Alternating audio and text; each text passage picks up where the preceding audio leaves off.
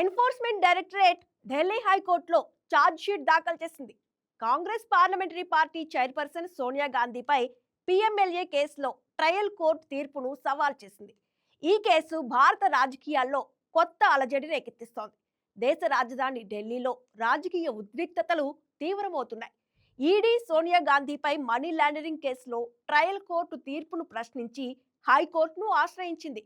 ఈ charge sheet దాఖలు ఏం సూచిస్తోంది? రాజకీయ కుట్రలా, న్యాయపరమైన చర్యలా? Watch the story.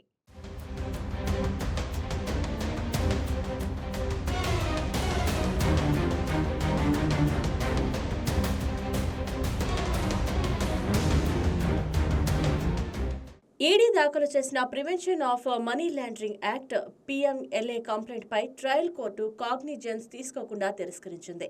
ఈ తీర్పును చట్టవిరుద్ధం, రికార్డులకు విరుద్ధమని ఈడీ వాదిస్తూ హైకోర్టు పిటిషన్ దాఖలు చేసింది.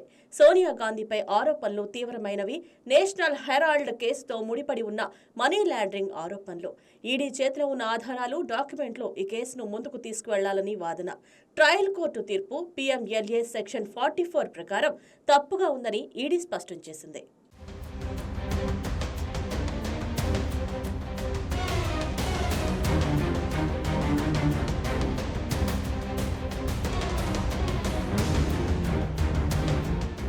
హైకోర్టులో పరిశీలించనున్న కీలక అంశాలు.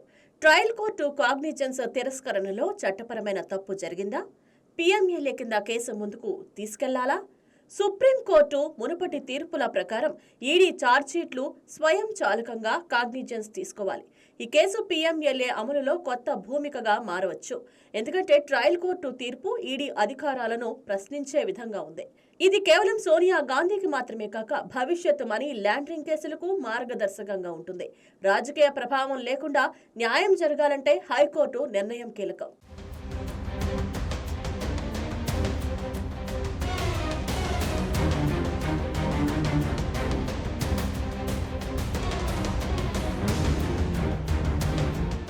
కాంగ్రెస్ ఈ చర్యలను రాజకీయ ప్రేరేపితంగా పేర్కొంటోంది. ఇవి సోనియా గాంధీపై కుట్రపూరితంగా ఉన్నాయని, ఎన్నికల సమయంలో ఒత్తిడి పెంచడమే వాటి లక్ష్యమని ఆరోపిస్తుంది. బీజేపీ ఈడీ చర్యలను న్యాయపరమైనవిగా సమర్థిస్తోంది. ఈ కేసు జాతీయ రాజకీయాల్లో కొత్త మలుపు తిప్పవచ్చు. కాంగ్రెస్ ఐక్యతకు వ్యతిరేక ప్రచారానికి ఆయుధంగా మారవచ్చు. మునుపటి నేషనల్ హెరాల్డ్ కేసుల్లో కూడా ఇలాంటి వివాదాలు జరిగాయి. కానీ ఈసారి హైకోర్టు జోక్యం కొత్త డైమెన్షన్ ఇస్తోంది.